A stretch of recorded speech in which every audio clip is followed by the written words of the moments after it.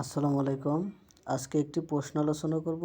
প্রশ্নটি হলো, how did Crusoe build the habitation in the land? Crusoe কীভাবে সেই জমিতে তার আবাসস্থল তৈরি করেছিল? এই প্রশ্নটি নেওয়া হয়েছে ইংলিশ ডিপার্টমেন্টের 3rd ইয়ারের ফিকশন সাবজেক্টের রবিনসন ক্রুশো উপন্যাস থেকে। শুরু করছি। To make a proper dwelling, উপযুক্ত বাসস্থান তৈরি করার জন্য Crusoe first built a strong fence using stakes and pieces of cables taken from the ship. The fence was very strong so that neither wild animal nor humans could pass over it. It took him a lot of time and hard work to cut the stakes from the woods and fix them into the ground. Within this fence he kept all his provisions, tools and ammunition. একটি উপযুক্ত বাসস্থান তৈরি করার জন্য Crusoe প্রথমে জাহাজ থেকে নেওয়া খুঁটি এবং তারের টুকরো ব্যবহার করে একটি শক্তিশালী বেড়া তৈরি করেছিলেন। বেড়াটি এত শক্তিশালী ছিল যে বন্য প্রাণী বা মানুষ কেউই এর ওপর দিয়ে যেতে পারে না। বন থেকে খুঁটি কেটে মাটিতে স্থাপন করতে তার অনেক সময় এবং কঠোর পরিশ্রম লেগেছিল। এই বেড়ার মধ্যেই তিনি তার সমস্ত খাবার, সরঞ্জাম এবং গোলাবারুদ রাখতেন।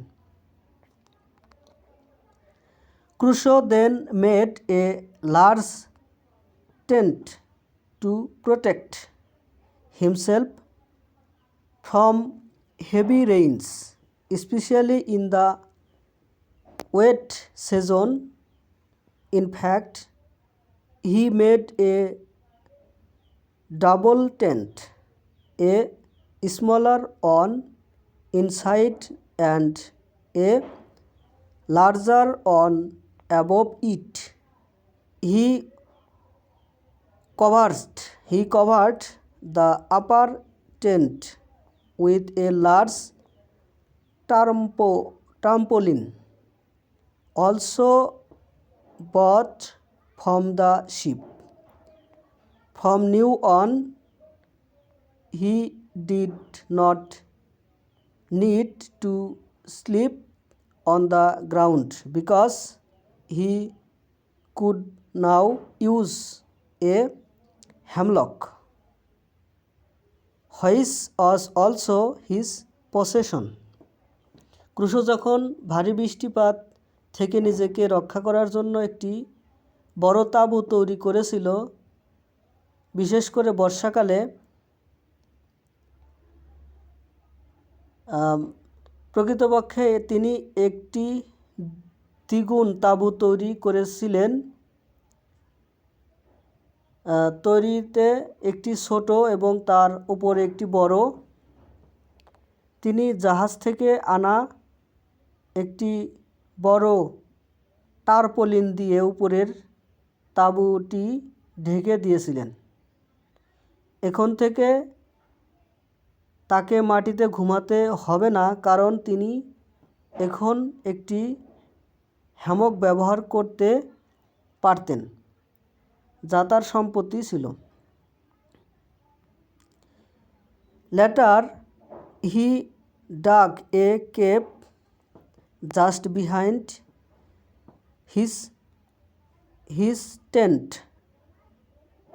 which served as a basement or storage space for his house.